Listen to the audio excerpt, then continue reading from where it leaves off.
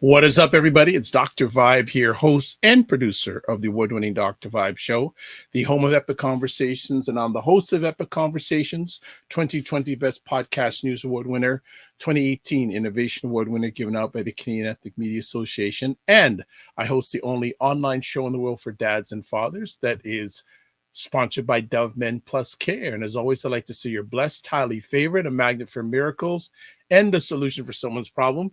We're broadcasting live September 11th, a very reflective day for many Americans because of 9/11 that happened a number of years ago. And for the rest of the world, hey, what is up? It's Black Canada Talking. If you don't know what Black Canada Talking is, where you been? Where you been? It's an online event, live online event that provides Canadians the opportunity to give their takes and POVs on stories that have importance to them. And as much as possible, bi-weekly, we do roundtables. And I am so excited today because finally we got all three of our core members back. So I think summer, this may be an indication that at least in the Western Hemisphere, summer is done. But I know they've all had good summers. They've all been out. One of our panelists is nice and tanned, and another one just got off a plane this morning from France off 2 weddings, and then another one she's been doing more touring than Beyonce. So I just think it's fantastic to have all of them back. So let's get everyone back together. So what is up, L. Jones? How are you? Good to have you back. I said, am I the person who's nice and tanned? Well, all of us are. All of us are. I'm good, thank you. Good. How has the summer been? So. Sorry? How's your summer been? Good. I was traveling. We're back at school now, and I joined a high performance running team. So what? The Halifax Roadhammers. So we have a good group of women that train together, and I'm doing some races, so that's good. Nice. I want to hail you up for something. Many things at you, but I want to hail you up for contributing to this gentleman's thesis. Yes. His master's.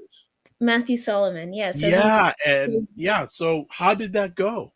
Good.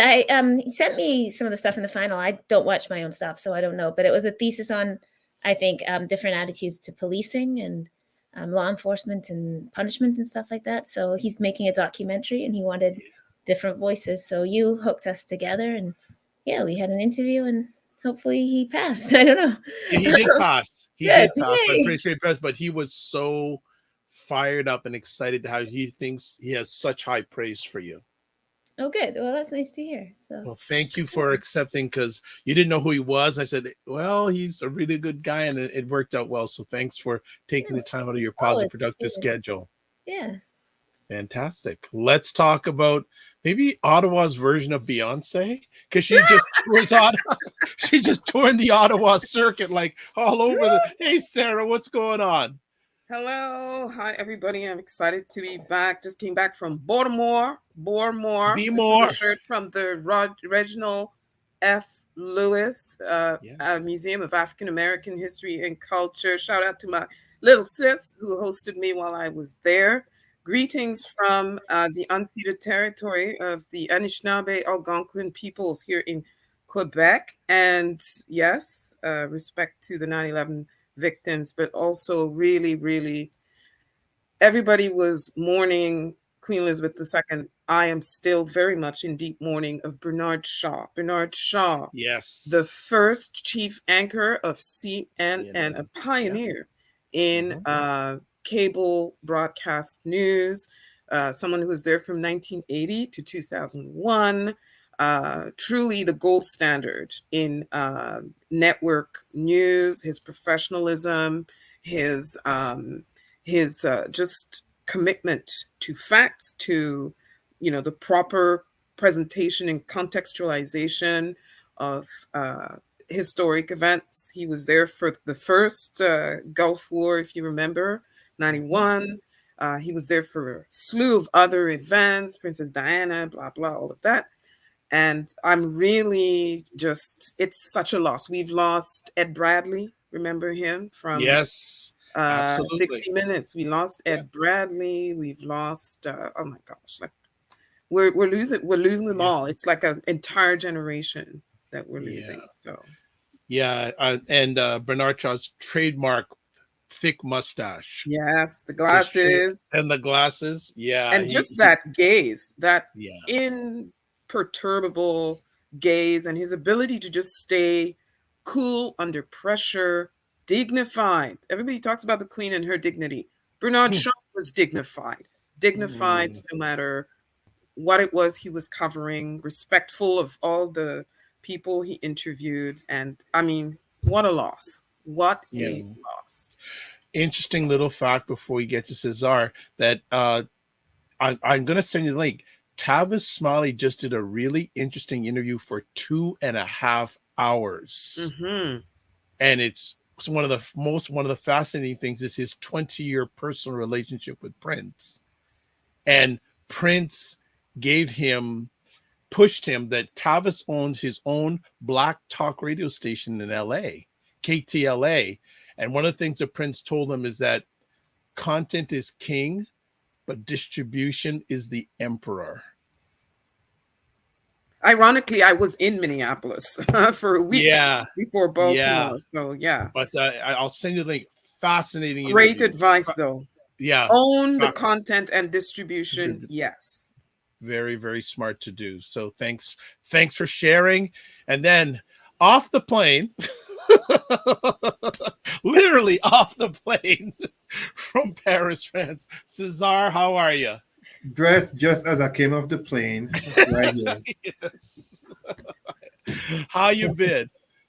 I'm good, thank you. Sorry, I got Zaza. We just came to say hi. Bye. Yeah, we literally just go ahead. Oh, hold on just a quick moment, please. Yeah, this is so not Cesar's regular appearance on this platform. So you know that he's just getting off the plane. I'm good, thank you. I'm very good. Very glad to be back. As you can hear, Daddy, on the show. This is Daddy. Oh gosh. But yes, good to have you back. How was your trip to France? It was good.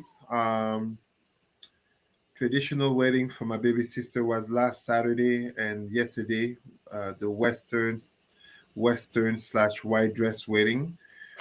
I don't think anyone will be surprised to hear that I have my reservations about such double weddings and financial expenses. But what matters is, of course, that she got married, and I'm very much in support of my new brother, not just brother-in-law, but brother truly. And I absolutely wish and support them for the best and for the success. Wonderful. And of course, it was over there that I learned about the two main topics we're going to address. And I can't wait. I was like, I have to be on the show today. It's like, I can't wait 2 weeks later to talk about it. Okay, no problem. You know what? Let's get to the topics. Let's get the topics. So we want to get right into it. So before we go any further, got someone saying, glad to hear from all of you. Jerry Frecklestone. So they're happy to have you back. There you go. All right. First things up. Yeah, the death of Queen Elizabeth. And we may even get an imitation here. No, Sarah, no. Are you looking at me? Yeah. I know you're not looking at me and expecting me to do an imitation of Her Majesty. I know you're not. Or an imitation of Charles. Okay, no, really. That's okay. As my mother would say, that is unseemly. Like, no. Okay, she just died. Go for it. So real quick, it was, I grew up in Europe. I went to school in Europe with British kids under the British system. And I've only ever known Her Majesty Queen Elizabeth II. That's all I've known. As we were growing up, we were very well indoctrinated with the royal family and this and that and whatever. I'm also a Kenyan. I was born under a newly independent Kenya. My parents did not. My parents grew up under colonialism. I was born in 66. My parents are from, the 30s and 40s. So, and my other connection is the fact that she learned of her father's passing and her accession to the throne in Kenya, in my country, right in the middle of the Mau Mau, what they call the insurgency or whatever. For me, it was the fight for freedom, the Mau Mau fight for freedom. So feelings are mixed and kind of problematic, and I'm not really making a lot of public comments about it because, as you have seen, people who are not, all weepy and mourning and all of that are being, told that they're being unfeeling and all of that. But very quickly for me, of course, there's the human side. She was the mother, the grandmother, great-grandmother, etc. So RIP, and my condolences to her family. However, she was also the accidental queen because her uncle died and she kind of inherited a role she did not expect. And she said as much early on. There's also the whole institutional aspect, and I'm sure Elle is going to talk much more about that, including the political system where, you've got this head of state who's unelected, and what the hell are they doing there? There's also the class system aspect, right? The power and privilege, which is inherited as opposed to earned, right? I'm sure Elle again and Cesar will have something to say about that. Then I just mentioned the colonial system as well, the whole brutality of it, physical, psychological, cultural, and otherwise, the economic devastation of all that. There's also the expense, the money aspect of it, right? And also the fact that it's a PR tool for the United Kingdom, to justify why, they should still be, rule Britannia and all of that.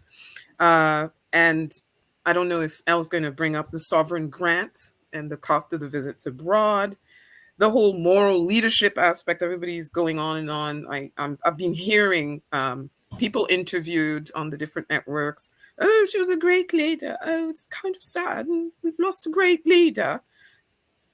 Well, yeah, leader of what and what exactly? And especially when it comes to the moral leadership aspect, like, how much value should we attach to that? And lastly, there's the whole cult of celebrity around these royals in particular. Like I said, I grew up in Europe, and I grew up in a country, Belgium, La Belgique, Belgium, that has a royal family.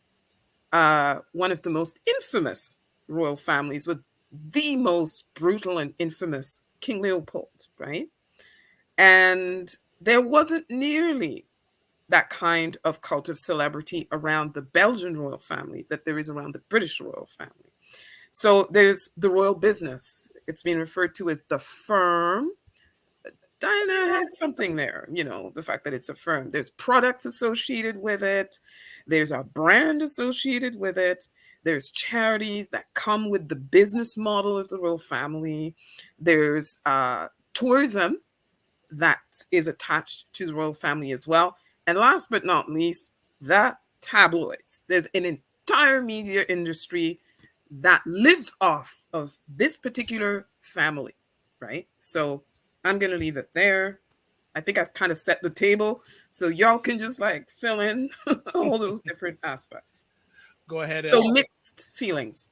I think what's really interesting is, of course, whenever it's respectable public figures that pass, there's always this yeah, how dare you say anything? It's not the time. They were a person, leave it out.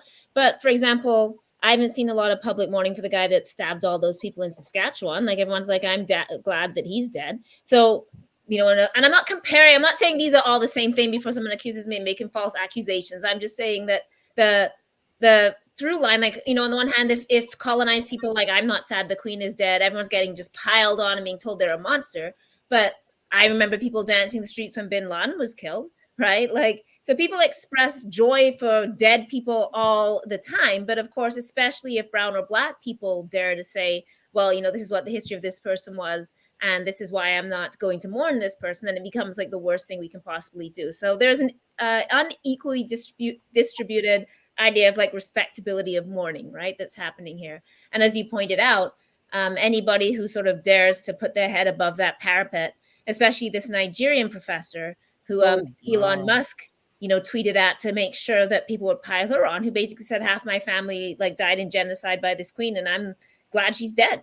And then of course got completely, people riding to the university, she could lose her job, all of this stuff. So without taking a stance on that, I'm just going to point out that if people are going to take that stance, then it goes for everybody. Everybody has loved ones. Everybody has a community. Everyone has people. You can't just say that when brown and black people want to say it about powerful people, it's verboten. But then when you want to cheer on whoever you think should be dead, then it's okay. Pick one. But I think interesting. Someone has also been keeping track of all the statements out of the Caribbean. There's just a Twitter thread. And notably, Jamaica said, our hearts are with you as they mourn their queen. So they made it like quite clear. So, some have gone with quite flowery statements, and some of the statements in the Caribbean have been, I think Jamaica's was 3 lines. Or was it Bahamas? It was 3 lines. But, some are very like short and kind of making the point by being to the point. Some are obviously more all in. But yeah, I thought notably in the Jamaican statement was that they said their queen. And of course, Barbados and Jamaica have left the Commonwealth. And other countries are also on their way out. And of course, that's one thing now that the queen is dead, and that sort of weird affection that a lot of elders held for her, particularly because of World War II and all of that. Now that that's gone, Charles certainly does not have anywhere near the same affection. People had that for Diana, not for Charles. In fact, people dislike Charles quite intensely still because of Diana. So it's going to be interesting to see now that the so-called beloved grandmotherly hat-wearing, corgi-loving figure of the queen is gone, what that's going to mean moving forward. And they must also be aware of that, because I note that they dragged Meghan back in, right? Like, she sure had to get into line and walk that line with them. So if we remember, Kate and Will had an extremely disastrous tour of Jamaica, where it was very clear that, people were not feeling the royal family. And that tour was just a complete, people were booing them. Like, there was just no uptake. And people across the world are ready to revisit colonialism, right? And accept that we don't have full independence as long as we don't throw off the shackles of colonialism. And this is also interesting, of course, because Britain has not come to terms in any way with their colonial past. And this is part of why we see this huge backlash on people from colonized nations from their lifetimes with this queen, that are trying to say, like, this is a very bloody history. This is a criminal history. This monarchy presided over our countries as we got shot and jailed. As you pointed out, the Mau Mau rebellion, like, this is in people's lifetimes. Like, this is an ancient history. The Mau Mau said at the Jubilee that they weren't going to, like, the Kenyan people, like, we're not mourning this, we still haven't got our reparations. Like, where's our money back? And of course, they've been taking this through court because of the torture that people experience, the genocide, the ongoing impacts this has had. So Britain has refused to really ever acknowledge that. I mean, I remember in the 2012 Olympics, they did that thing with the James Bond and the Queen. So she's been allowed to become this unchallenged, beloved figure that's, grandmotherly, and we're not allowed to speak about either the monarchy or Britain in general. Let's say England in particular, because they also colonized Ireland and Wales and Scotland.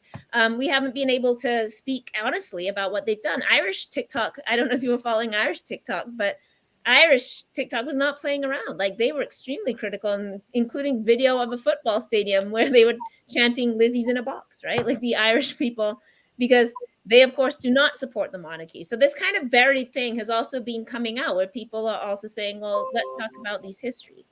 And, we can separate that from the woman. She was the person. She is a human being. Everybody's a human being. Everybody deserves dignity in death, like everybody. But that doesn't mean that we cannot be honest about what this family has done, what they've stood for, and quite literally the blood trail and the blood on their hands that still exists and that is ongoing today. And you can literally spin a globe and put your finger down, and the British perpetuated some kind of massacre, including the oceans. Like, so many of the geopolitical problems are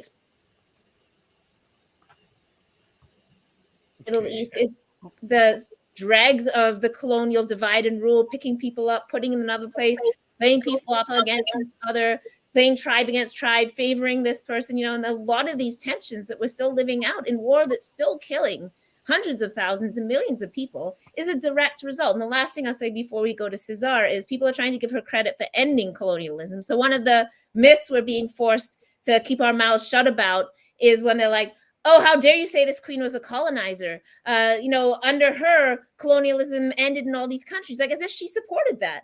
People do you not remember Gandhi? Who everybody loves, right? You have to put up a statue of Gandhi, who, by the way, did not like Black people. But, did they just give people freedom, independence? Did they not have to, march into bullets? Did they not have to march to the sea and die? Did they not get put in jail? Did they not have to go through all of that? And then finally, when the British Empire could no longer sustain it economically, it had nothing to do with humanitarian reasons. As Eric Williams told us years ago about enslavement, this is never humanitarian. It's never out of the goodness of people's hearts. So it's a moral thing. It becomes economically unsustainable to maintain, that many armies and military and government ships, and you're a tiny island. And of course, post-war, where the coffers are completely drained from the war in Germany, they could not continue to spend the resources to oppress our people with the kind of energy it takes to repress our people. And that is why we got independence. So to say that the Queen presided over independence is to take away from the great heroes of our independence struggles, that many of them died. Many of them were assassinated, jailed, murdered by the state. People have permanent injury, permanent trauma from that. These were long, hundreds of years battles by enslaved and colonized people and formerly enslaved people for freedom. And I think it's absolutely a distortion of history and, quite frankly, insulting to say that it was the monarchy that gave us freedom, as our freedom fighters so often are forgotten, unmourned, buried in jungles as they did to Lumumba, have their names disgraced, treated as criminals and terrorists, all to get freedom. The Queen did not do that. We did.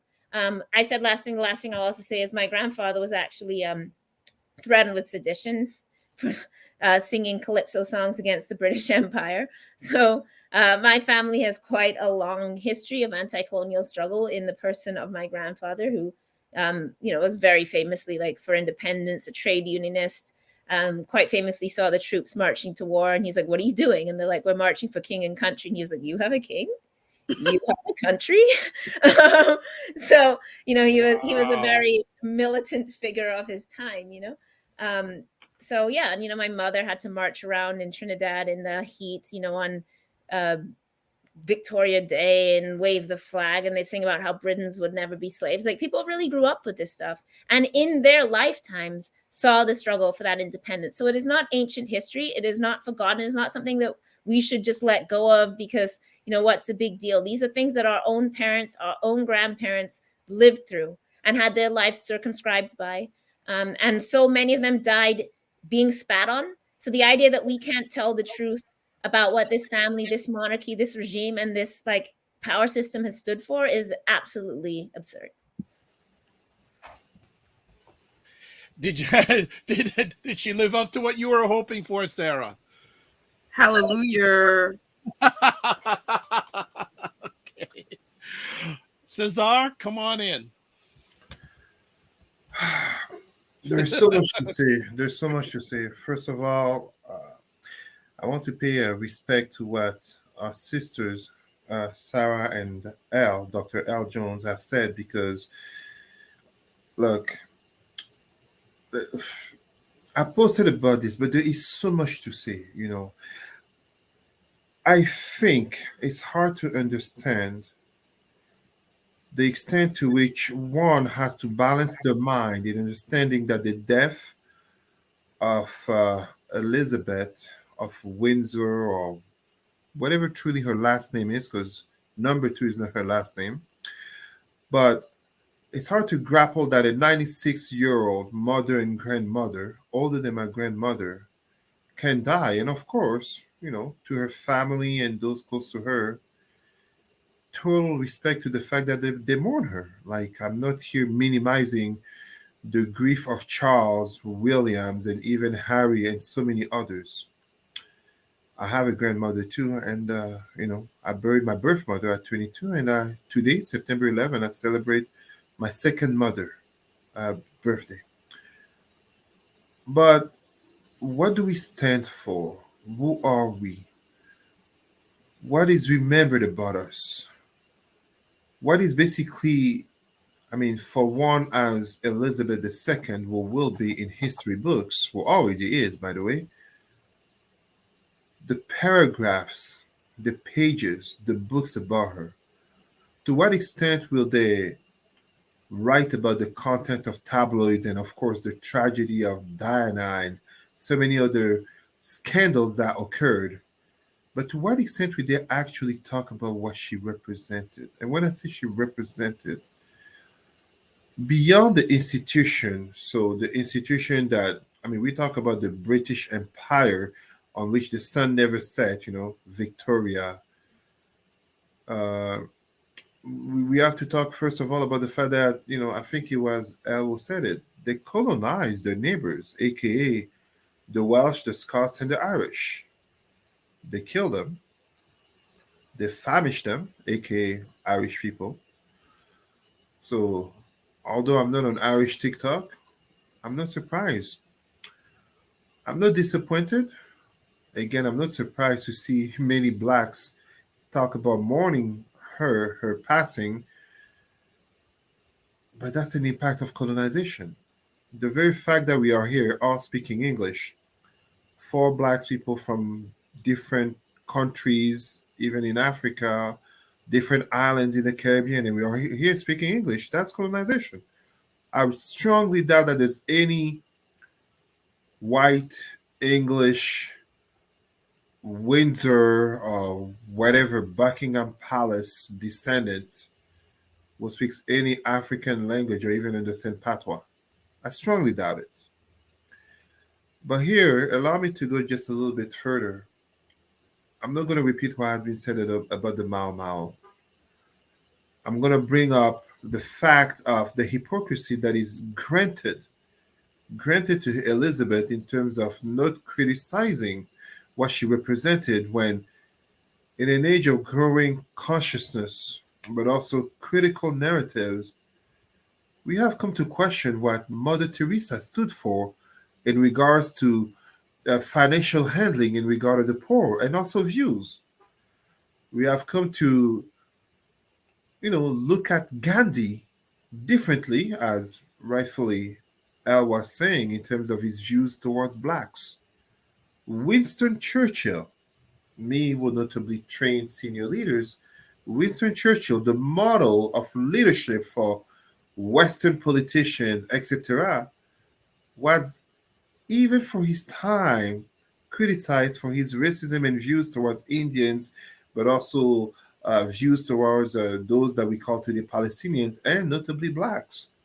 So what makes Elizabeth immune to that when obviously the British Empire did not end monarchy and even abolishing slavery, aka transportation of slaves, whether we look at 1807 in terms of transportation or 1834 in terms of abolition, they didn't abolish slavery. They ended up coming to a point of no choice. But Elizabeth, in 70 years, where many media have said it, I mean, I was in France, but many media talked about part of the recipe for her success and longevity was the fact that she never directly meddled into politics.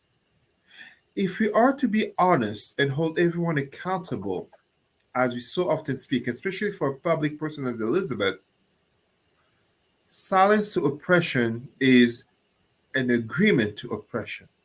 She knew too much and she chose to say nothing. She had too much power of influence because sometimes people give the example of one example I heard on French TV. I don't know if it's true. I don't follow these so-called celebrities. Was wearing a blue hat with a yellow something in support of the European Union at the time of Brexit. I'm sorry, I don't care about her hats. I care about what she says. For God's sake, she sits there with a diamond on her throne that was stolen from South Africa that could pay tuition for so many South African kids. Meanwhile, she's leader of the Anglican Church, aka she's the Pope of the Anglican Church, that has spread a message of white supremacy, including white Jesus, and enslaving the minds of millions and millions of Blacks worldwide. racism, genocide. I mean, right here, the Pope came here and, what was it to apologize for? Treaties between indigenous nations and the crown. The crown, that's what she represents. It strongly bothers me. And I'm going to say one last thing where if you really want to understand the impact that she had and for which her silence is so bothersome, us who are Black, any word that we say can lead us to jail, can lead to us losing opportunities. Let's look at a perfect example of white supremacy, aka Donald Trump. He's still free, and yet any Black leader would have said a tenth of what he said would be rotting in jail, if not accidentally murdered by now by the state. But to give you a very concrete example of the power of influence of Elizabeth and why her silence is so, to me, deadly, I don't remember the specific year, but there is such a thing. If you wish to look it up, it will be in my book that is to come. There is such a thing called cargo cults. Cargo cults were Melanesian, Polynesian, indigenous people during World War II developed an entire cult kind of religious fervor out of seeing planes during World War II missing cargo drops, landing on their lands, and as such, God sending this technology, and then, of course, white skin that they've never seen before.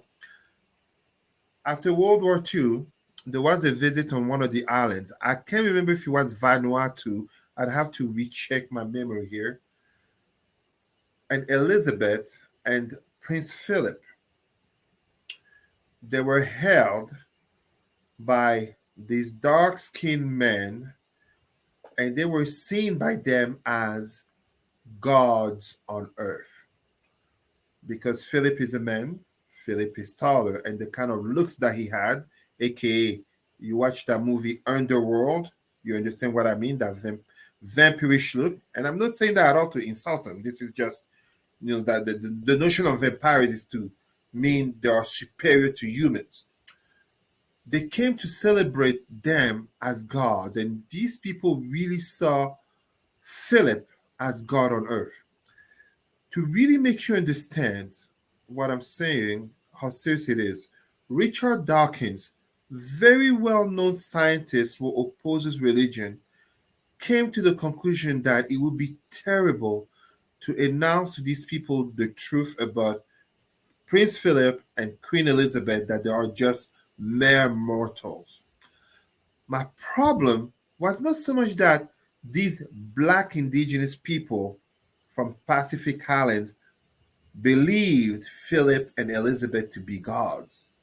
My problem is Elizabeth and Philip knew of this and let them believe it, even to the point where they had some of the representatives come to Buckingham Palace and they let them entertain that belief that they are gods in this castle of gold and such beautiful technology. These people went back to their homes. These Black people went back to their homes knowing that Philip and Elizabeth will die, and for them it will be tremendous. So right now, we have on some Pacific Islands, just as when Philip died, we have suicide watch. Yes, it sounds crazy. Richard Dawkins himself, a strong anti-religious man, said, this is so deep, it's best that we don't reveal to them the truth. Let them go through natural processes of evolution. This is really, I don't need to repeat everything that has been said. So the last thing, just because some people will see a photo of Elizabeth II dancing with our revered Pan-Africanist leader, Kwame Nkrumah, and just as some Black people like to comfort themselves saying, oh, Meghan is not the first Black in the Windsor Castle, British monarchy. There was a 18th century Queen Charlotte married to George III. By the way, that's a lie. She was not African. I am telling you, my Black people, Elizabeth sat on a throne representing the very highest level of the symbolism of white supremacy, Christianity, but as well slavery, colonization, and racism, which to this very day still impact us. And she chose to remain silent for 7 years. I cannot forgive that. Go ahead, Sarah. Yeah. So, okay. So now that she's gone, and now we've got to say stuff like, God save the king, God save the king. So when do we get our stuff back? Cesar rightly did mention, hello, them crown jewels. Mhm. They don't grow them diamonds and rubies and stuff in England. They don't. They don't have those mines there. And somebody even has on Instagram and Twitter, somebody's sending around a picture with Her Majesty with her scepter, her crown, her fur, whatever you call that.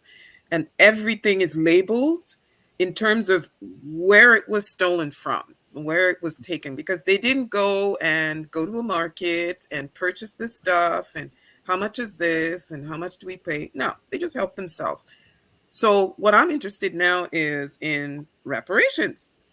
When do we get our stuff? I understand, and I'm sure Elle has more to say about the movement that is ongoing, especially in the West Indies, in Jamaica right now. Not just in terms of give us back our stuff, but, things like we're going to quickly talk about the visa issue. The fact that Black people still have to jump over hoops, even as Commonwealth citizens, to get visas to other Commonwealth countries and that sort of thing. And also trade-wise, the way African and Caribbean countries get mistreated by Great Britain in terms of that. So when do we get our stuff back? When do we get reparations? And let's not forget the deportation of the Windrush. Hello, Windrush. Yes. So the elders that, were deported after like decades in the UK after contributing. So, yeah. That's interesting, of course, because rightly so, Jewish people have been talking about this for like generations since World War II. All the art that was stolen that has gone into museums, and rightly so, like that belongs to us. It doesn't belong to you. But why is the same process not available to us when our often sacred objects, not just art, but also for Indigenous people, it's a lot of sacred stuff. A lot of the jewels and stuff were part of ceremonial sets. So why is it so? And of course, the idea is that like somehow we won't take care of it, right? So it's this very paternalistic idea. Well, you can't give them this stuff because what are they going to do? Put it in like, some moldy museum that's going to get bombed in the middle of their jungle, right? Like, this kind of rhetoric that suggests that we can't be caretakers of our own heritage, even though, of course, we have taken our heritage. Let's talk about the people in Mali that buried books for, 1,000 years and that still have those old libraries that like people literally located into their backyards so that, knew where this stuff was secretly. We have been it's not us that blew the nose off the Sphinx. You know what I mean? Like, it's not us that has, bombed. We're not the ones that were bombing Iraq and Iran and, all these places of the so-called cradle of civilization. That's not us, right? It's not our bombs. So this idea that we won't preserve this stuff is also absurd. But yes, and this is, of course, what we want to talk about. We want to talk about history when it's convenient. And then when you want to bring up any other kind of history, then suddenly it becomes too soon or malicious or, everyone will quibble. Well, it wasn't her personally, but is she on the money? You know what I mean? Like, if things aren't her personally, like she's happy to have her face all over the Commonwealth, right? She's happy to have her face everywhere. She's happy to be our head of state, but it's not her responsibility for what happens in that state. So I don't buy that. So yeah, it's we'll see. And I do think it's now going to be a rocky road for the monarchy. Like traditionally it was like, you had your anti-monarchists and then you had like colonized people, but a lot of so-called normal people are also surprisingly critical of this as well in terms of money. And we're going to talk about Poilivere. Conservatives are more and more, questioning things like state expenses. So they don't like when we talk about colonization, but certainly there's a growing amount of people that don't think the Governor General is useful, that, certainly don't like Charles and question, why these people should have all these palaces at a time when food is up, gas is up. England's having a massive power crisis, right? Like the amount of money they're going to have to pay just to heat their homes is like thousands and thousands of pounds it's gone up by.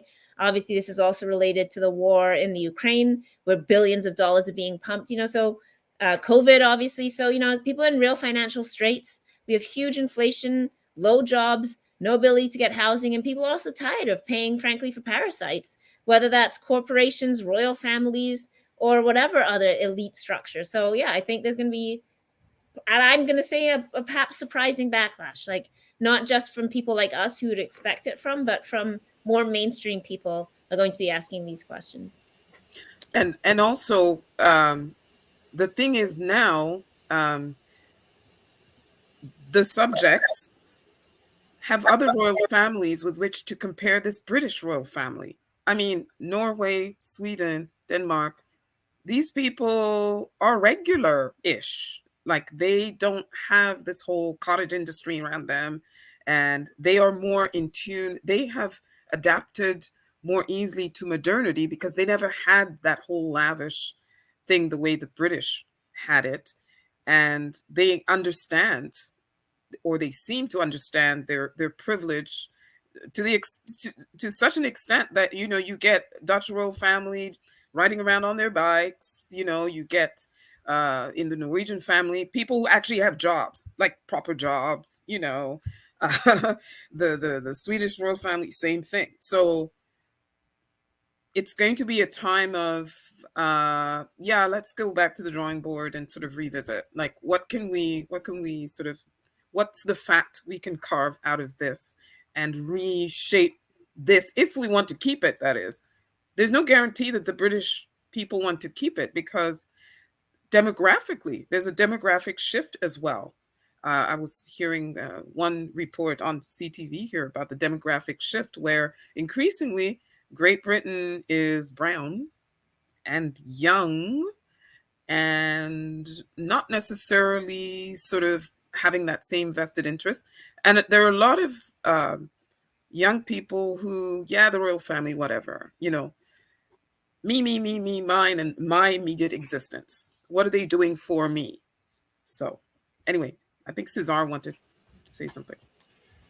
Anything you want to add, Cesar, before we move on? No, the only thing I will just add, and is that I think I think strategically, the British monarchy as an institution made a terrible mistake to have Charles become king. Nothing against Charles. I have nothing against him. All my sympathies to Lady Di, which I truly liked. I felt that she was genuine. She was actually engaged, blah, blah, blah. A great person I would have sure wanted to meet for the person, not because of whatever princess stuff. But Charles, what is it? He's 70 years old. I think an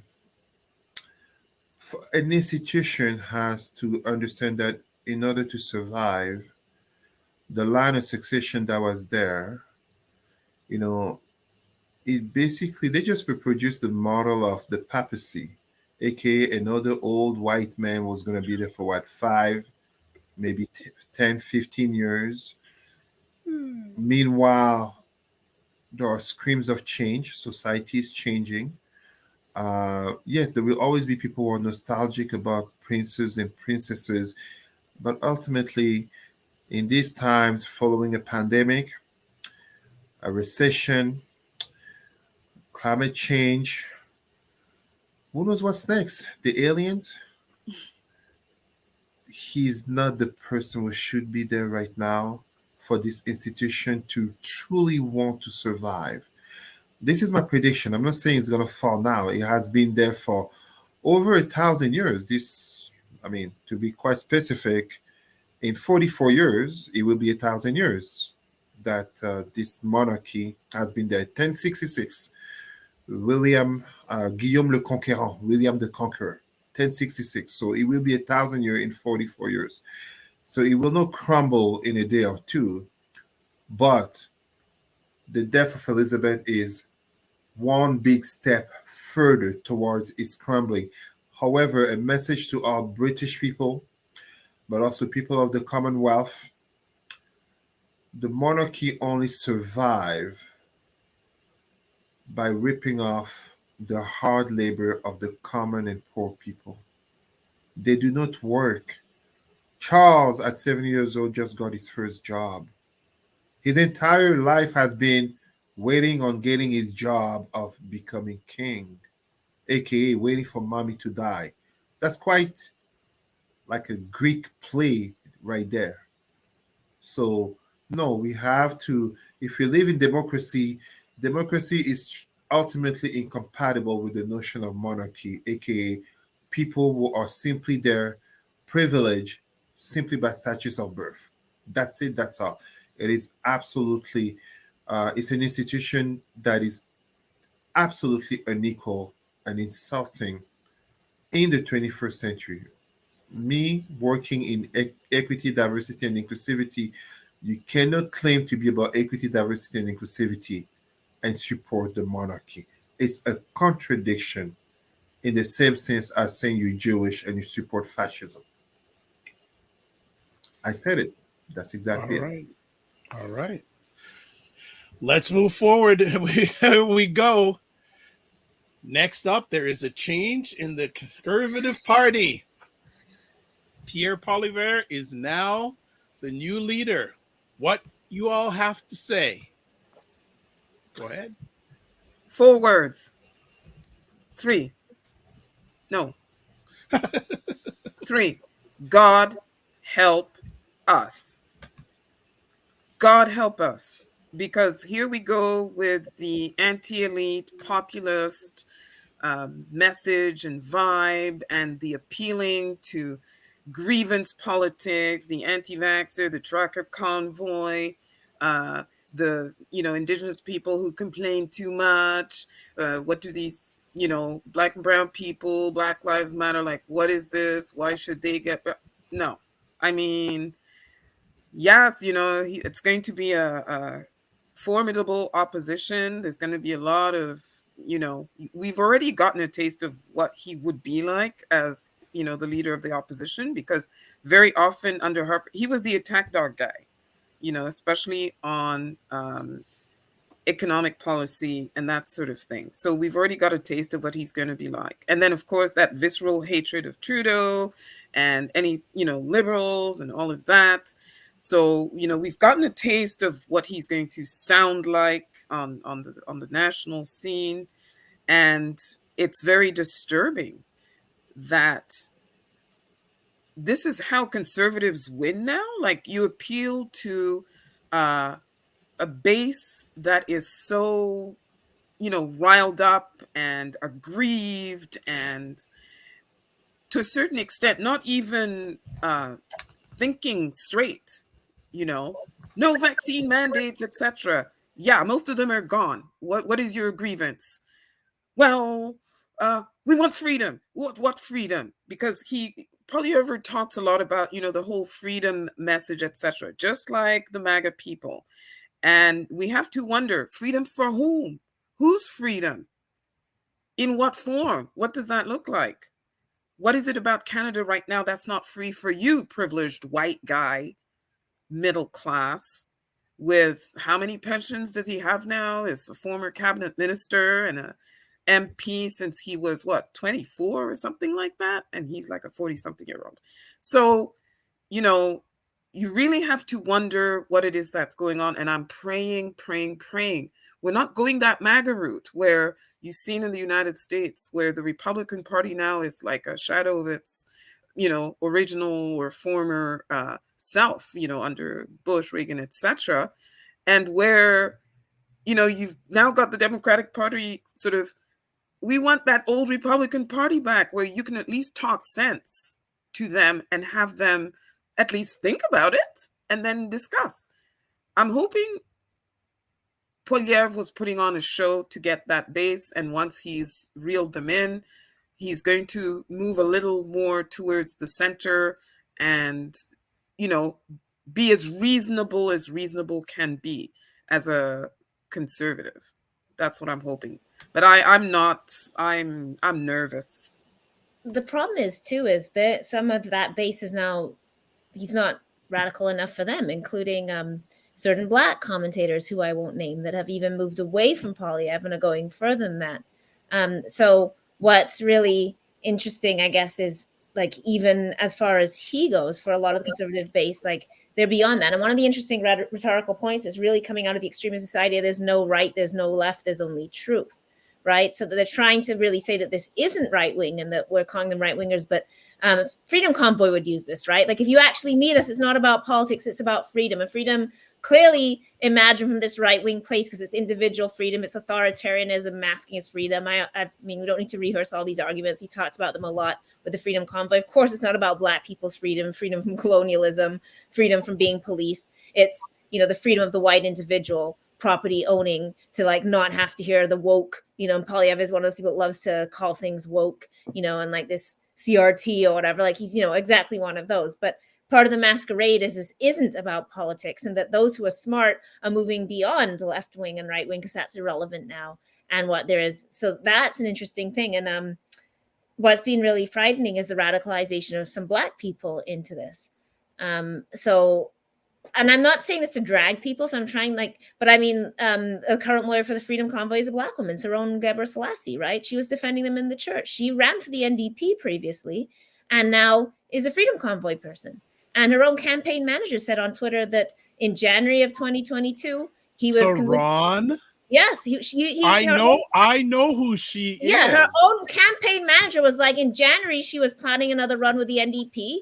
She seemed like a solid progressive. And by February, she had gone down to the convoy and completely radicalized. Now she's on videos with this guy, Big Bear, Colin Big Bear, talking about he's billing her as like a former leftist, she doesn't say a word. She's just there smiling. It's very frightening. I don't know the woman, so I can't comment on her personal decisions or health. But I'm saying we've seen this from other Black figures. There's a Black lawyer. Like, what's, I think, really frightening is that there's been Black people being extremely radicalized into this particular movement at this moment. And I think that's something we should be worried about. How do you go from like being an NDP candidate to being a beyond Freedom Convoy? Like, these people are beyond Poilivere is what I'm saying. They don't like Poilivere. Poilivere is not extreme enough for them. They're on something else. And again, I'm not saying this is attacked individual people. Like, I'm not trying to single out this person. I'm saying that clearly, if we have people like that into this movement, something is happening. Something is afoot, right? Where Black people have also rolled themselves into this. And I'm not talking about just like critique of vaccines in the way that Black people will be like, yeah, you know, we don't trust the government. That's not, like, this is something completely different. It's a rolling past like any kind of like any of these social bonds, right? Like, it's just pure kind of individual freedom, pure conspiracy theory, pure, and like the idea that Poilivere, who like has never held a job outside of government, as you said, he's been in government since he was 24, yet talks about the elites. Like, is there anybody more elite? Like, you know, I'm one of the elites because I'm a professor. I had to work for years as a, you know, precarious employee making like less than $30,000 a year. Like, I had to sleep in my car. I lost my home, you know, while I was teaching, because those are the kind of wages that you have unless you're tenure track. But that's elitist. But this man that's been sitting in government with a massive pension, you know, hundreds of thousands of dollars salary, can with a straight face talk about low-level journalists as the elite, you know, anybody who's a teacher. Like, so I mean, it's just like Trump, right? Where you have these billionaires, these people are extremely elite who have never worked, somehow managed to capture this imagination and then claim that they're the working person and everybody else is like a leftist tool. So my concern is really for, you know, people in our community who have really seemed to a certain extent buy into this, and that's frightening. It's before Cesar talks, it's interesting because I met Sharon a number of years ago, and she was very much wanting to fight for Haitian refugees. So to see the church in Ottawa, she was the lawyer in the news. Wow. And then you might say, okay, well, lawyers take on any case, and that is true. So one might think that the lawyer thing was just a coincidence, except for she's in videos on his TikTok and Instagram. Wow. That's interesting. And she's apparently, I don't know if it happened, but she's going to run for mayor in one of these cities out in BC. And this like party, this guy Colin Big Bear was putting together, who claims to be Indigenous. I don't know what he is. I'm going to, you know, suggest that he may not be. I don't know. I'm not going to make that allegation. But many people have been commenting about how disturbing this movement is. Like, so you have these other movements like QAnon, like stuff coming out of this kind of movement that are quasi-cult-like, that have a particular kind of control. And of course, at this time where people have just like, because people have lost faith in media, they've lost faith in educational institutions, who can't afford school, they're in debt. People, like all these institutions have failed people. So it's obviously coming from this profound sense of alienation that people have in the modern world, especially past COVID, where this doesn't, we're living in environmental disaster, nothing that people thought they could depend on, from stable jobs to stable housing to like knowing if you can wake up tomorrow, is there for people. And this is why people have become unmoored, and quite rightly so are critiquing government, critiquing the media. But that can be a collective critique which builds to more justice, or it can become this like populist / fascist / like as it does in history, where it turns to the right in these various ways. And this is like very much the term we're experiencing now. I'll stop talking because I do have to. Yeah, because you've got to go, El. So I'll let you run. We'll let you run. I know you got to go. I'll listen to Cesar and then I have to go. Okay, Cesar, go for it. Oh, you're on mute. There we go. Okay. I absolutely don't mean to go against what my sisters are saying here, but where some people we talk about radicalization of Canadian politics, this is not a radicalization. It's an Americanization that was long foreseen. This is an impact of white supremacy and white privilege unchecked. Kind of as I was saying earlier, you have a Donald Trump who you have to wonder how big a case has to be mounted against him for him to go to jail. Well, what do you think he does for people who think anywhere close or even far, but even just a little bit like him? It convinces them that they must be right, that there must be something going on. Elle was rightfully talking about a loss of faith in government, in media, in education, but is it really a loss of faith or the long predicted outcome of unchecked privilege and dominant rhetorics that go on, eventually meeting the fact of more non-dominant identities? And I'm not just mean white, but I'm talking all non-dominant identities speaking up more and more. So non-white, non-Christian, non-heterosexual, non-conservative speaking up more and more, by default will drive a certain percentage high enough to become further radicalized. We don't even need to see the Pierre Poilivere and the Freedom Convoy followers. We see this even in our own Black community, aka anything gay on TV, they're trying to turn us gay, aka Black people. And I'm like, I support Black LGBTQ, but who's trying to turn me gay? It's those who oppose it, those who will tell you God here and God that. It's the same logic where we have a very strong anti-science rhetoric, aka cigarettes don't kill, alcohol isn't so bad for you, there's no climate change. The same type of anti-science with a pandemic, it got exacerbated. So now you have someone as Pierre Poilivere playing into Harper as a former minister, as a former cabinet member of Harper. As a former cabinet member of Harper, what was Harper trying to do to remain elected? I believe in 2015, he was trying to play into xenophobia, aka anti-Muslim populism. So now you have Pierre Poilivere on one side, the elites are bad for you, and the sister rightfully called it. The dude has been an elected politician since age 24. That is elitism. But at the same time, he suddenly becomes the Freedom Convoy #1 politician because he sees an opportunity. So yes, he definitely won as a populist, and how do you call him? Charest lost as an opportunist. It was a landslide, sure, but Poilivre himself is an opportunist. And as one of my cousins was saying, and I salute my cousin JP who came to pick us up at Montreal Airport, he's a conservative. He's a Black conservative. But as he said, Trudeau deciding to remain in power and to run in 2025, if Poilivre doesn't win, he'll be out. And it's becoming even more complicated as truly, for many into that rhetoric of conservatism further to the right, of freedom, and I really mean here freedom with a D-U-M-B. Don't get it wrong. This is not the freedom we talk about. For many in that kind of logic, Poiliev is not hardcore enough. He's not extremist enough. What they're really saying is that he's not right-wing enough. He's not white supremacist enough. Jean Charest was saying for conservatives to gain back the power in a changing Canadian demographics, social political landscape, you need conservatives to become further to the center instead of being further to the right.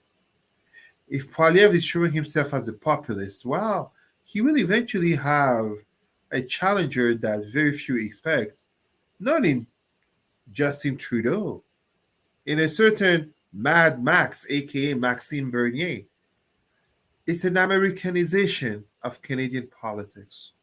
It is basically entertainment meeting politics in the theater of media and popular opinion in terms of claiming who is more conservative, who is more extremist, who is more white. And I always find it interesting that they always seem to find Black people to follow them as, I'm going to say it, a certain Leslie Lewis. I keep saying it. This is not to say that Blacks who are in the Labour Party, blah, blah, blah, the Liberals are perfect. Of course not. But there comes a point where it's not just a matter of being fiscally conservative or socially conservative, so taxation, abortion, etc. It becomes a matter of addressing systemic racism, addressing immigration, addressing socioeconomic issues that impact those who look like you. How can we be respected? We can't. These Black people in those movements, whether it be official Conservative Party or Freedom Convoy, become the Black friend to, I'm not racist, there's a Black person who support us. Pierre Poiliev is just being a Trump of the North, and eventually he'll have to fight for the crown with Maxime Bernier for that one. One thing I'm hoping that Mr. Poiliev will use his attack dog, pit bull personality or whatever to force this liberal government to fix ridiculous things like the visa issues we're having, the racism in visa granting in the federal bureaucracy, among other things. I just came back and, ArriveCan. I'm not an elderly person. I've used ArriveCan before, yet here I am sort of in line for the counter and I'm like, oh my gosh, this isn't working. How do I enter everything? And then I said to myself, you know what? I agree. It's scrap ArriveCan. Why do we need it? You've got my vaccine records. There's databases everywhere. Why are you doing this?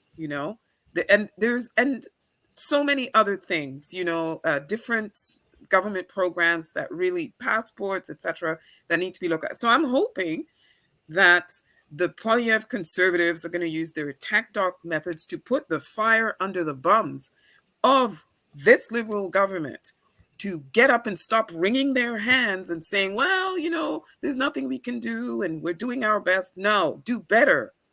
That's what I'm hoping he's going to be able to do. And if he can do that, who knows? He might find himself prime minister the next round. All right. Some quick questions here. Jerry asked, do you find it odd that there's only one Black MP, Leslie Lewis, in the Conservative Party, but 6 in the Liberal Party? I don't find it odd. I mean, it's a matter of mindset. Sure, the Liberal Party, aka liberty, freedom, just like in the US, Democrat, democracy, or in France, socialist, socialism, those left-wing parties are bound to attract more Black people. But you will always find a Black person in the right-wing party. And I personally disagree with calling them necessarily Uncle Toms or even House Negro, etc., that kind of language. No, it's a matter of mindset. One can be Black and be conservative. The Black community is more conservative than most people like to believe it. However, we're talking here about politics. We're talking about power. We're talking about laws, and as such, it begs the question, like I was saying, how do you happen to be Black being in a party that does not recognize systemic racism? Comes a point where it makes one wonder if that Black person themselves knows, agrees, believes there is such a thing as systemic racism that negatively impacts their own people. And as such, as time goes forward, you can be Black and have a white mindset. That's all I have to say. So I mean, I have Black friends of all political stripes, including Black friends who have actually run for the federal Conservative Party and the provincial Conservative Party on the Ontario side. And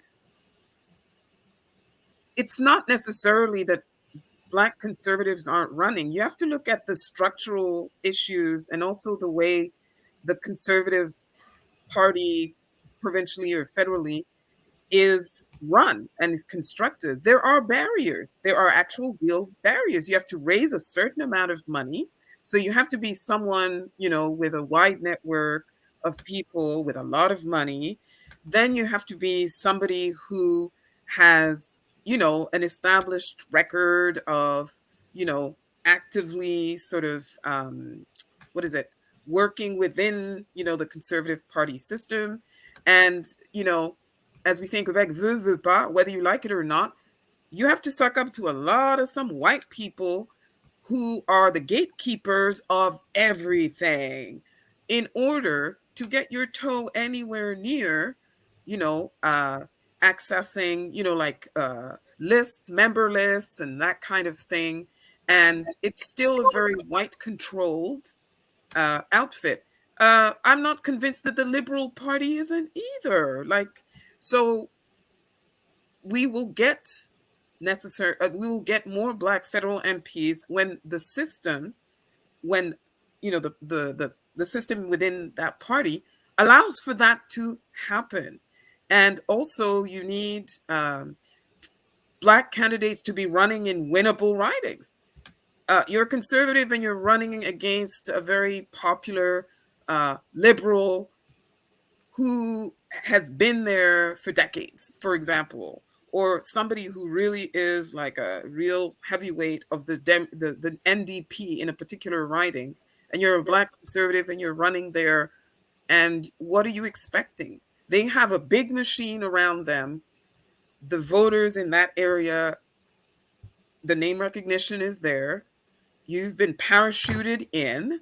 You don't necessarily, there's so many different factors that make that happen. And it's not just conservatives that have that, Black conservatives that have that issue. Black liberals have had that problem, and Black NDP candidates as well, and Black Greens. So yeah, structurally, systemically, things have to change for that to happen. So I'm like Cesar, I'm not surprised. I'm not shocked at all.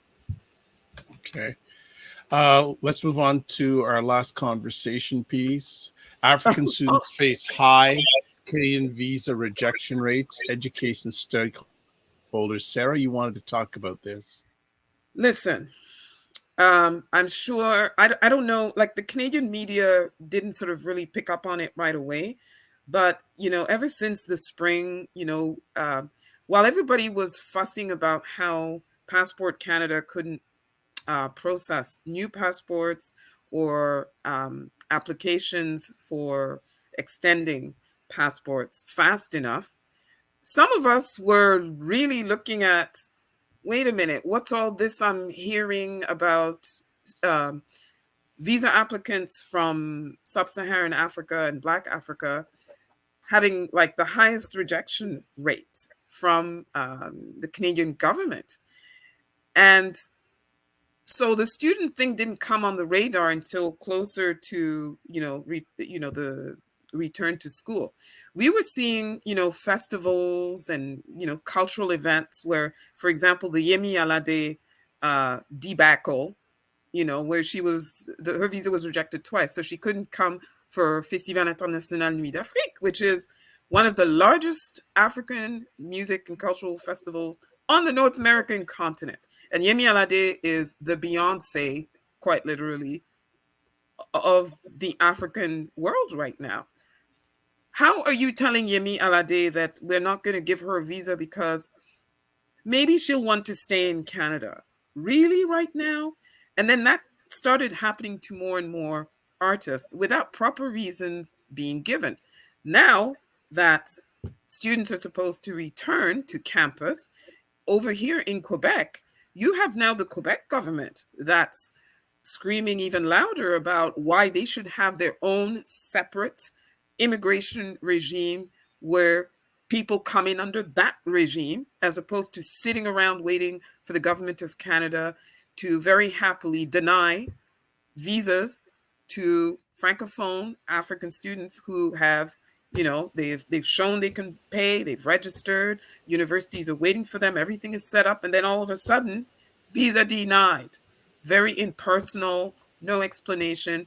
After they've expended all kinds of resources, financial and otherwise, to start their academic career. And all of this in the midst of skills and labor shortage, not just here in Quebec, but across Canada, partly due to the pandemic, but also due to the aging population, etc. So my quibble is, well, first of all, who the hell are these people rejecting visas, not giving reasons? Where's their accountability? One. Two, when you have universities screaming to the federal administration that, look at, you all are causing reputational damage to our system of high learning in terms of our capacity to attract international students, especially the ones from Nigeria. Did you know that Nigeria is one of the most important student markets for international educators, right? And despite that, they have the highest rejection rate. How do you explain that? And I find that this is even more egregious at a time when it's the red carpet for Ukrainians. Mm-hmm. Yes, they're fleeing a war. Some Africans are fleeing a war too and want to, remake their lives here. And other Africans are responding to recruitment by Canadians, by the way, who go to these African countries expressly to recruit these people, luring them with all kinds of promises. And it's the slammed door, not the red carpet for those people. And some of them, especially those ones from Cameroon, who are, ils sont bilingues, bilingual, they are ready to go. The government of Quebec does not have to spend all kinds of money for Francisization classes and programs and etc. They can start work as soon as they graduate because they have those language skills. So, and also culturally, they're adaptable. They already live in a country that's bilingual. So I'm just wondering, where is the urgency of the current federal government on this specific issue? Cesar? No, I don't really have much to say. I think Sister Sarah said it very well. The very nature of the system. Look, I'm not one to call racism and discrimination on everything and anything. And very often, I am very well known to say a lot of the issues that Black people face, Black people can solve them with a Black consciousness coming together and standing up. However, Sarah gave a very clear example in terms of rejection of so many African visa students, and yet red carpet for Ukrainian applicants. The excuse of war is exactly just that, an excuse. I mean, even if we forget about Blacks, all those Syrians, Afghans, even those who risked their lives collaborating with the Canadian and other Western nations' armies in the country. So it's a system. It's the system, it's the flaws of the system, but are they really flaws in a world of white supremacy where, having non-white ministers does not really change the nature of the institution? There you go. And I'm also just, again, it just galls me to no end. These bureaucrats, whether they are at Canadian high commissions over there on the African continent or embassies over there, our taxes pay for that. Our taxes pay their salaries. They need to do a proper job. If people are spending money sending their kids to get a good Canadian education and are actually supporting a lot of our institutions of higher learning. And I'm sure you know this, Cesar. I was a foreign student myself. We pay what? Double. They print money off of these same African students whose visas they are denying. So talk about, the proverbial shoot yourself in the foot. Or I guess they don't see it that way because they're not on campus and their jobs don't depend on these institutions of higher learning, which is why, Universities Canada and organizations like that are really sort of breathing down their necks because there's a lot at stake here. There really is. And, Canada needs to smarten up in terms of this because this whole, oh, we're Canada, we're the best country in the world, blah, blah. Not so much right now. Not so much. Okay. Whether it's international conferences, we had the HIV/AIDS conference in Montreal. They had the gall to be denying visas or delaying visas of some of the leadership of the organizing committee for that. Hello, United States, with, more open doors and more reasonable terms, et cetera, shoot ourselves in the foot. All right. Well said. Excellent. We'll do a one last question, one last topic, very quick. And Jerry brought it up. I promised her I'd get you to answer it if you have anything on it.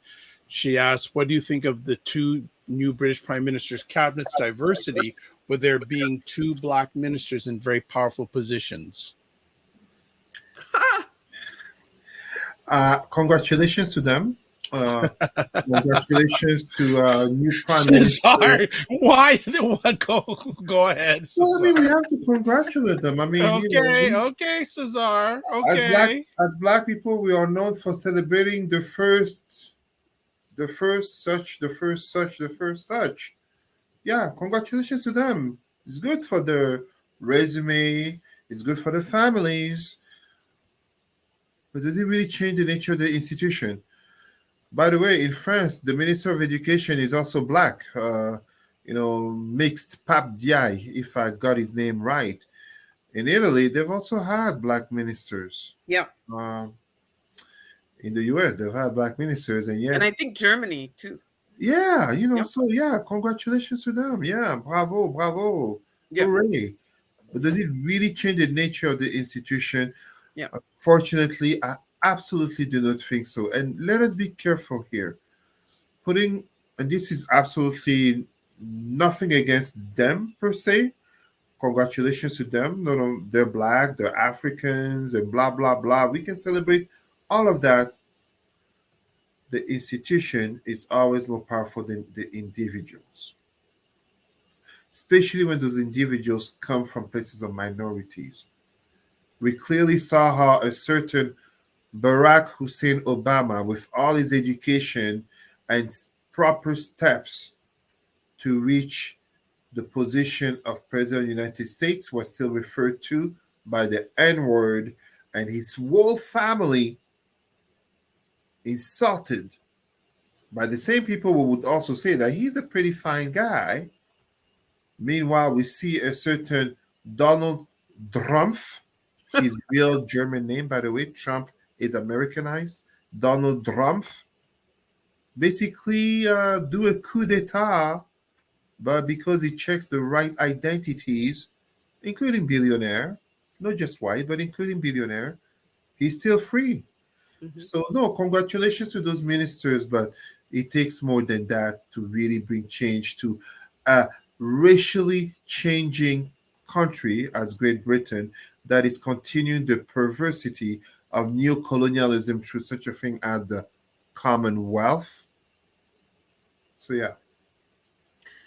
Yeah. So, how fascinating. Kwasi Kwarteng, parents from Ghana who immigrated to Britain in the 60s. And then Mr. Cleverly, James Cleverly, whose mom is from Sierra Leone. So two like Africans. I'm with Cesar in terms of you can put a black face on there, but what really are they going to change? Kwarteng is the finance minister, so the money guy. Is there going to be more money to fund programs aimed at providing some sort of redress for systemic anti-black systemic racism, specifically because you're a black guy in that position? Are you going to have funding for the kind of social programs that are actually going to lift black and brown people out of poverty? Are you going to do that? Then you've got Cleverly with foreign affairs. Okay, so what are you going to do to improve relations between African countries and Great Britain? And are you going to work with your colleagues towards, remember earlier I mentioned economic parity when it comes to trade, trade justice, bring down tariffs for products coming from Africa, etc. Look at exactly the colonial legacy of land ownership, land that is still owned by British people who claim dual citizenship. I know in Kenya we have that. As foreign minister, what are you going to do? Bravo, you're a first something, but what really are you going to do? It's still a conservative government, ladies and gentlemen, with everything that comes with that. So, no. No, you said it so well, and thank you so much, Jerry. Thanks for your thoughtful questions. Yeah, this is really what it is in terms of Yes. Having this black conversation, addressing notably politics, where this goes beyond Black Canada. I mean, we started talking about the death of Elizabeth II, aka the Queen of Canada, and we're finishing talking about the constituency of the new British government and impact on Black people. So, I mean, if I dare to be blunt, and in honoring Sister L was not with us, so now there's more Black ministers than ever. Will they do justice to the Windrush generation? Will they address reparations, as Sister Sarah was saying earlier? The fact that they're Black, will it have any significant impact on being Black and British? Those are the questions. Because if it's just to be Black in terms of skin color and face, well, I mean, might as well take a white minister and put a black mask on him. It comes out to the same thing. It's the institution that we must address. Exactly. Congratulations to them, of course, as individuals. Congratulations to them. I am very sincere. But the nature of the institution, and then will they even stand up for Black people, or will they follow the line and to keep their job? Do their job. Right. Well, good luck, Godspeed, and carry on. Well said. I think our brother Dr. Vibe has had some internet interruption, which can happen to anyone. You were going to talk about your book. Yes, but I do not have sharing opportunities, and I don't want to just. I think maybe we should wait for the next show where Dr. Vibe will be able to share. I want to do it justice. So on the next show, Yes. the book that's coming out with my contribution, among others, we will talk about it. And speaking of politics, to come back here to Canada, here on this side in Quebec, we have an election coming up October 2nd. I'm not sure we're going to have a show by then or before then. I doubt it, because it's every 2 weeks. But if you look at the kind of candidates that François Legault has been, recruiting, you see there's an increasing number of Black women, especially. Why do you think that is? Well, did you see that moment on TV where a Black female candidate was basically elevating François Legault to kind of like a saint or a Jesus version of creating a miracle for her child? I absolutely support our sisters, notably into entering politics. I find it sad that so many Black men, obviously not all, but so many Black men have bought into this notion of criticizing anything good and great that a Black woman does as if it's some type of pun or attack against being a Black man. It's not. Beyond being father of a girl, so hashtag girl dad, I stand that there is such a thing as Black girl magic. And yes, Black boy magic also exists. There's 5 of them behind me. But we cannot lie to ourselves that the very nature of politics and the very nature of the society understand that the Black woman, I'm not going to say is the weakest link into the Black community. That's not what I'm saying. But in a community that has so many single mothers, in a community where so many are known to go to church, in a community where Black women are the pillars of the family and so integral parts of the community, it is very strategic and wise of François Legault to appeal to Black women for his campaign of re-election. When you look at so many in the Haitian community will look at a Black woman leader in order to cast the ballots. That's really how I look at it, because other than that, what has the CAC, François Legault himself as well, what have they really done for Black women? Now in politics, and even before in business, notably with Air Transat, was it known as a company that supports and uplifts Black women? Is the CAC known as a party that uplifts Black women, Black community as a whole? No, no, no. Of course, they will say they've done X and Y, Z initiatives. Of course, and that's fine. It's like asking Pierre Poilivere if he supports the white supremacist movement. Of course, he'd say no. But the reality is simply, for me, it's a political ploy, and this type of political strategies always find Blacks who are willing to jump in, like not even jump in, diving like Black Michael Phelps in order to get some little mention in the media, or, as I always say, to beef up the resumes. It doesn't have the community. The CAC is not known as a pro-Black or Black uplifting party. And you know what? That's fine. It's for us to uplift ourselves. And by the way, the CAC, the Coalition Avenir Québec, the CAC, for our viewers who don't know, it happens to be the party of denying systemic racism. 100%. Starting with the premier himself, who's 100%. Been on TV and on the airwaves talking about, oh, well, we shouldn't be harping on that. And there's actually no systemic racism. And we like Black and brown Indigenous people. And what is this? And he also is the premier who presided over what happened to that poor lady in the hospital who was mocked until she literally died in that hospital. Just Echaquan.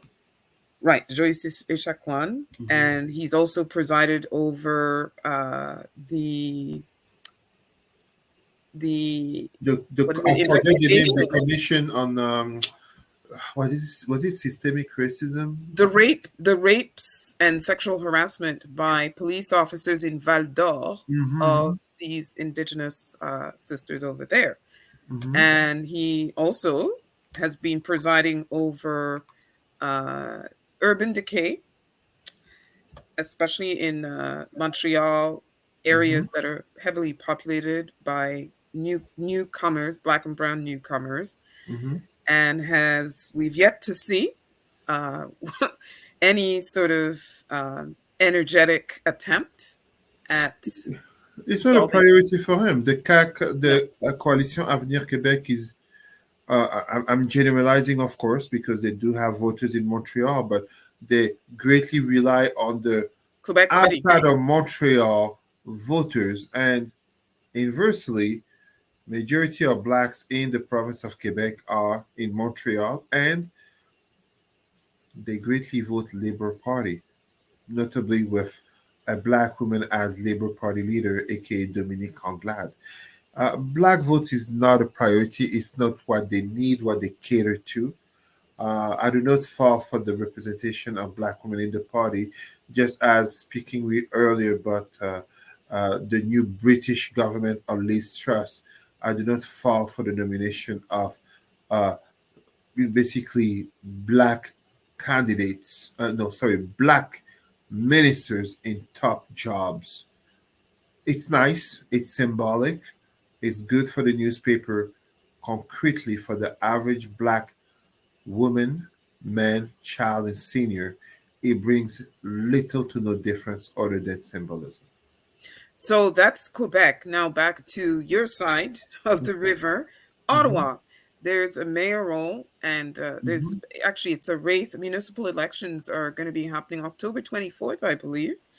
And so you have several Black people who are running for city council and for city hall. What are your thoughts on that? Some can have a valid chance of election. I expect Rawson King to be reelected. He's Rito Rockcliffe. I know we do have, notably in Barhaven, some work that has been done over years. Salutations notably to my cousin, Franklin Epape, who has laid grounds for others to follow suit. No disrespect to anyone, but Black candidates for the mayor position. Ottawa is still a very white city, capital city. And as diverse as it seems, the statistics are there. It is very white and very conservative. Not conservative, kind of like Alabama conservative or Alabama white, for anyone who would like to claim this is what I'm saying. Of course, it's not. But it's not to a point of, allow me to give the British comparison, it's not to a point of electing someone whose name could sound like a Sidi Khan or Kofi or Kwasi as a first name. It's not there yet. I mean, was it just 2 years ago we had the first Black city councilor elected? There you go. Thank you so much, Sister Sarah. I don't know what happened with Dr. Vibe. Our brother lost his internet. It can happen. It's okay. I think it would be up to us to end the show. Or we can keep talking. I'm back. There he is. Timing. Just give me a quick second, family. Hold on. Oh, that's wonderful. I'm so glad. But that was a great, those are two great conversation topics to end on.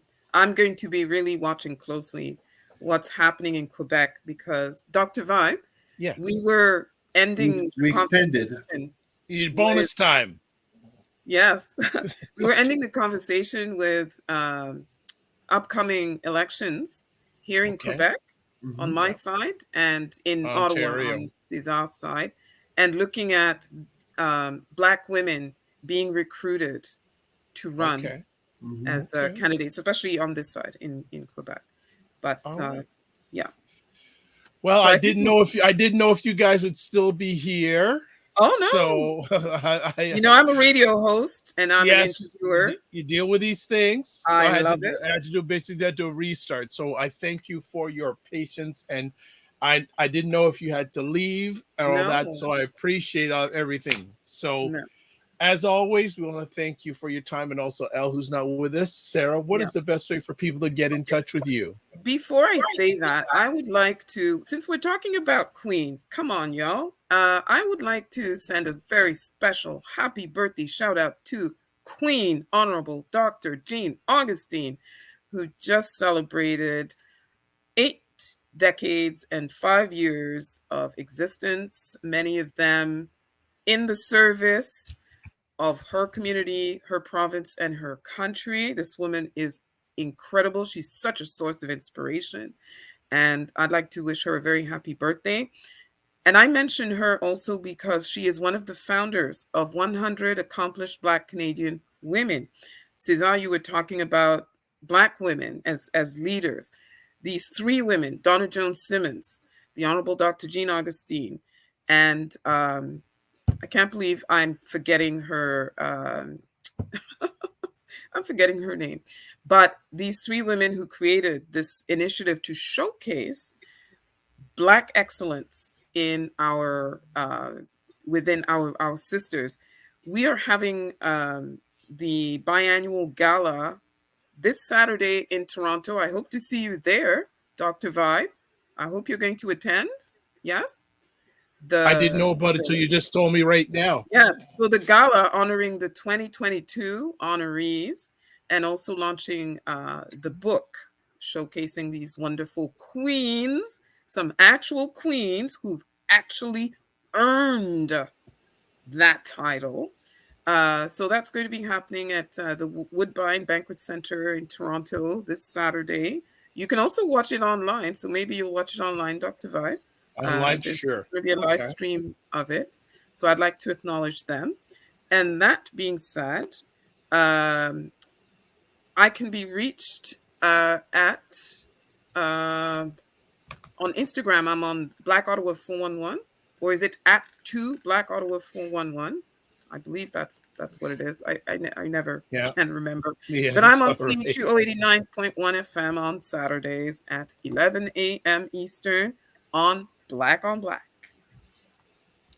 Cesar.